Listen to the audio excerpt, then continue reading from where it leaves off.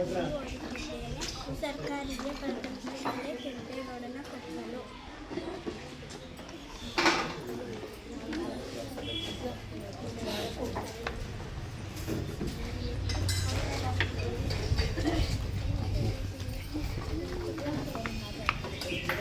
ಒಳಗೆ ನೀರನ್ನು ಹಾಕಬೇಕು.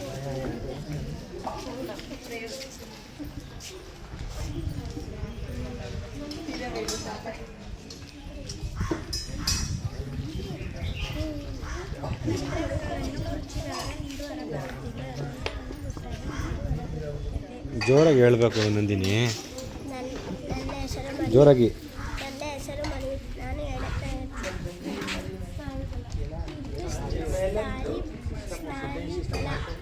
ನನ್ನ ಹೆಸರು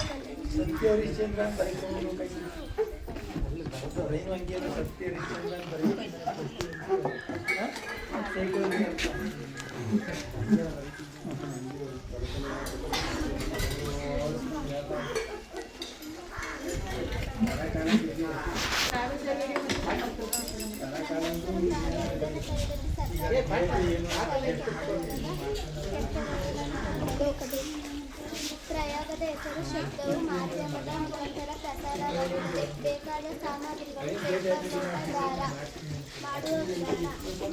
ಪೇಪರ್ ಲೋಟವನ್ನು ಖಾರಕ್ಕೆ ಕಟ್ಟಬೇಕು. ನಂತರ ಪಿಸುಗಣಿಯನ್ನು ಮಾಡಬೇಕು. ನಂತರ ಒಂದು ತುದಿಯಲ್ಲಿ ಇರುವವರು ಆಲಿಸಬೇಕು ಮತ್ತು ಆಲಿಸಬೇಕು. ಆವಾಗ ದಾರದ ಮೂಲಕ ಪ್ರಸಾರವಾಗುತ್ತದೆ. ಕಾರಣ ಶಬ್ದವು ಮಾಧ್ಯಮಗಳ ಮುಖಾಂತರ ಪ್ರಸಾರವಾಗುತ್ತದೆ. ಮಾತಾಡು, ಅದರಲ್ಲಿ ಮಾತಾಡು.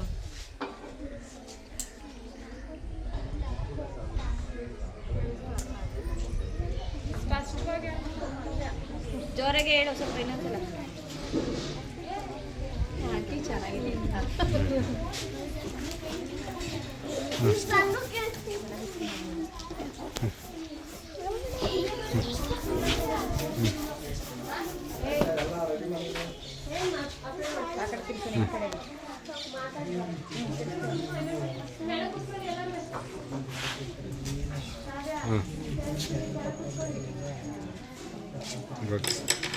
ಹಾಂ,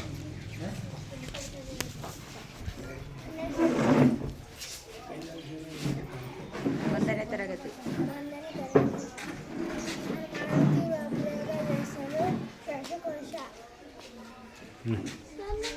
ನನ್ನ ಹೆಸರು ರಕ್ಷಿತಾ. ನಾನು 3ನೇ ತರಗತಿಯಲ್ಲಿ ಓದುತ್ತಿದ್ದೇನೆ.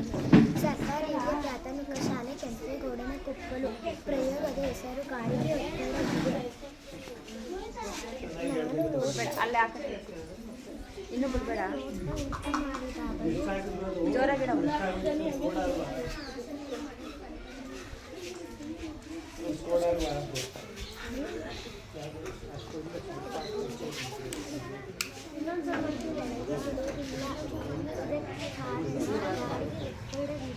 ಬಿಡು ನೋಡೋಣ. ಲೋಟ ಮಾತ್ರ ಕೆಳಗಡೆ ಕೈ ತೆಗಿ. ಹಾಂ ಹಾಂ, ನೆಕ್ಸ್ಟ್. ನನ್ನ ಹೆಸರು ನಾನು 4ನೇ ತರಗತಿಯಲ್ಲಿ ಓದುತ್ತಿದ್ದೇನೆ. GSPS KG ಕೊಪ್ಪಲು ಶಾಲೆಯಲ್ಲಿ ಓದುತ್ತಿದ್ದೇನೆ. ಪ್ರಯೋಗದ ಹೆಸರು ನಿಂಬೆಹಣ್ಣಿನ ತೇಲುವಿಕೆ ಮತ್ತು ಮುಳುಗುವಿಕೆ. ಪ್ರಯೋಗಕ್ಕೆ ಬೇಕಾದ ಸಾಮಗ್ರಿಗಳು: 2 ಲೋಟ ನೀರು, ಉಪ್ಪು, 2 ನಿಂಬೆಹಣ್ಣು. ಮಾಡುವ ವಿಧಾನ: 2 ಲೋಟಕ್ಕೆ ನೀರನ್ನು ಹಾಕಿ ಅದರಲ್ಲಿ 1 ಲೋಟಕ್ಕೆ ಉಪ್ಪನ್ನು ಸೇರಿಸಿ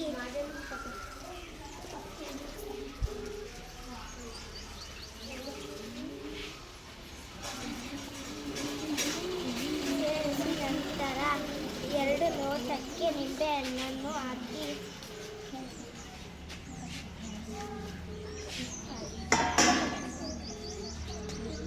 ಹಾಕಿದ್ದರೆ ನೀರಿನ ಉಪ್ಪಿನಲ್ಲಿ ತೇಲುತ್ತದೆ. ಮತ್ತು ಬರೀ ಲೋಟಕ್ಕೆ ನಿಂಬೆಹಣ್ಣನ್ನು ಹಾಕಿದ್ದು ಮುಳುಗುತ್ತದೆ. ಕಾರಣ ನೀರಿನ ಸಾಂದ್ರತೆಯು ಉಪ್ಪಿನ ನೀರಿನಲ್ಲಿ ಸಾಂದ್ರತೆಯು ಕಡಿಮೆ ಹೊಂದಿರುವುದರಿಂದ ನೀರು ಮೇಲೆ ತೇಲುತ್ತದೆ. ನನ್ನ ಹೆಸರು ಭವಿಷ್ಯ. ನಾನು 4ನೇ ತರಗತಿ ಅದು ನಿಂಬೆಹಣ್ಣು ಗುರ ಇದಿಲ್ಲ ಅದು. ಪ್ರಯೋಗದ ಹೆಸರು ಹನಿ ನೀರಾವರಿ. ನೀರಾವರಿ ವಿಧಗಳಲ್ಲಿ ಹನಿ ನೀರಾವರಿಯು ಒಂದು.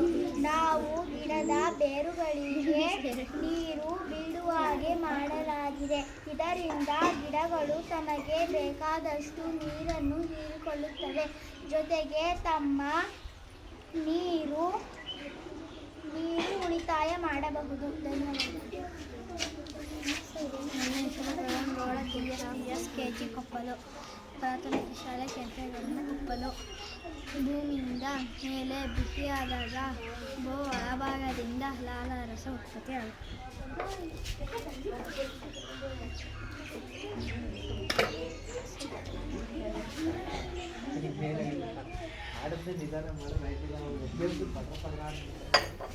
ಅವ್ರಿಗೆ ಭಯ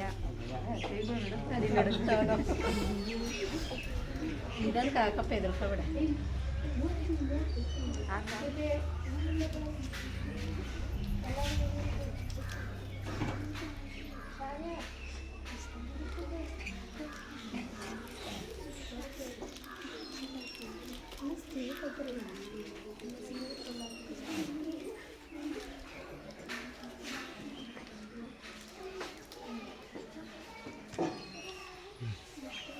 ನನ್ನ ಹೆಸರು ಮೋಹಿತ್ ಗೌಡ, 6ನೇ ತರಗತಿ.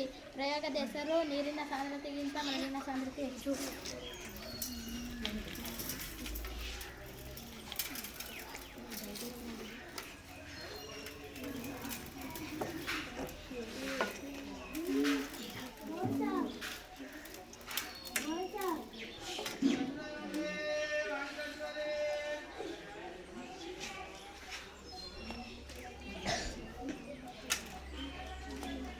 ಇದಕ್ಕೆ ಕಾರಣ ನೀರಿನ ಸಾಂದ್ರತೆಗಿಂತ ಮರಳಿನ ಸಾಂದ್ರತೆ ಹೆಚ್ಚು. ನನ್ನ ಹೆಸರು ನಾಗೇಂದ್ರ. ನಾನು ಮಾಡುತ್ತಿರುವ ಪ್ರಯೋಗದ ಹೆಸರು ವಿದ್ಯುತ್ ಮಂಡಲ, ವಿದ್ಯುತ್ ವಾಹಕ, ವಿದ್ಯುತ್ ಅವಾಹಕ. ವಿದ್ಯುತ್ ಹರಿಯಲು ಬಿಡುವುದು ವಿದ್ಯುತ್ ವಾಹಕ, ವಿದ್ಯುತ್ ಹರಿಯಲು ಬಿಡದಿರುವುದು ವಿದ್ಯುತ್ ಅವಾಹಕ. ಮೊದಲಿಗೆ ಮೊಳೆ. ವಿದ್ಯುತ್ ಹರಿಯಲು ಬಿಡುತ್ತದೆ, ಅದಕ್ಕೆ ಇದು ವಿದ್ಯುತ್ ವಾಹಕ. ಎರಡನೇದು ಕಡ್ಡಿ. ವಿದ್ಯುತ್ ಹರಿಯಲು ಬಿಡುವುದಿಲ್ಲ, ಅದಕ್ಕೆ ಇದು ವಿದ್ಯುತ್ ಅವಾಹಕ. ಮೂರನೇದು ರಬ್ಬರ್. ವಿದ್ಯುತ್ ಹರಿಯಲು ಬಿಡುವುದಿಲ್ಲ, ಅದಕ್ಕೆ ಇದು ವಿದ್ಯುತ್ ಅವಾಹಕ. ನಾಲ್ಕನೇದು ಲೆಡ್. ವಿದ್ಯುತ್ ಹರಿಯಲು ಬಿಡುತ್ತದೆ, ಅದಕ್ಕೆ ಇದು ವಿದ್ಯುತ್ ವಾಹಕ. Pen cap. ವಿದ್ಯುತ್ ಹರಿಯಲು ಬಿಡುವುದಿಲ್ಲ, ಅದಕ್ಕೆ ಇದು ವಿದ್ಯುತ್ ಅವಾಹಕ. ಸ್ಪಿನ್. ವಿದ್ಯುತ್ ಹರಿಯಲು ಬಿಡುತ್ತದೆ, ಅದಕ್ಕೆ ಇದು ವಿದ್ಯುತ್ ಅವಾಹಕ. ನಾನು ವಯಸ್ಸನ್ನು ತೆಗೆದುಕೊಂಡಿದ್ದೇನೆ. ಇದನ್ನು ಒಂದೇ ಧ್ರುವ ಅಂದರೆ ಉತ್ತರ ಧ್ರುವ ಅಥವಾ ದಕ್ಷಿಣ ಧ್ರುವಕ್ಕೆ ಸೇರಿಸಿದರೆ ಅದು ವಿಕರ್ಷಿಸುತ್ತದೆ. ಇದನ್ನು ಬೇರೆ ಬೇರೆ ಧ್ರುವ ಅಂದರೆ ಉತ್ತರ ಧ್ರುವ ದಕ್ಷಿಣ ಧ್ರುವಕ್ಕೆ ಸೇರಿಸಿದರೆ ಆಕರ್ಷಿಸುತ್ತದೆ. ಧನ್ಯವಾದಗಳು. ಈ ಕಾಯಿನ್ ನಾನು ಹೇಳಿದ ಮಾತನ್ನು ಕೇಳುತ್ತದೆ. ಮೇಲೆ ಹೋಗು ಎಂದರೆ ಮೇಲೆ ಹೋಗುತ್ತದೆ, ಕೆಳಗೆ ಬಾ ಎಂದರೆ ಕೆಳಗೆ ಬರುತ್ತದೆ. ಇದಕ್ಕೆ ಕಾರಣ ಹಿಂದೆ ಅಯಸ್ಕಾಂತವಿರುವುದರಿಂದ ಅದು ಕಬ್ಬಿಣವನ್ನೇ ಆಕರ್ಷಿಸುವುದರಿಂದ